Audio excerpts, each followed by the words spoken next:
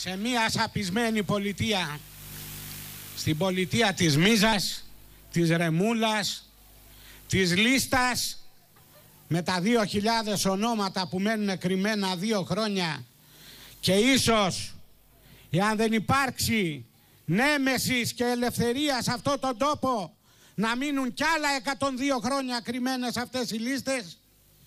Μέσα λοιπόν σε αυτή τη σαπισμένη πολιτεία ανέτειλε ένα αστέρι, ανέτειλε ένα φως.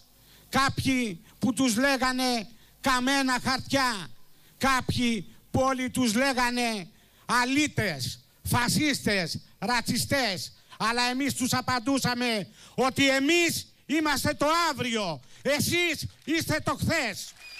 Ναι, το είπα και το σχολίασαν στην ομιλία την οποία έκανα στους συναγωνιστές μου της κοινοβουλευτικής ομάδος της Χρυσής Αυγής στην αίθουσα της Γερουσίας, ότι μας είπανε Ναζί 1, 2, 10. Δεν μας είπαν όμως ποτέ κλέφτες. Αυτό το χέρια μπορεί καμιά φορά να χαιρετάνε έτσι, αλλά είναι καθαρά χέρια. Δεν είναι βρώμικα, δεν έχουν κλέφτες.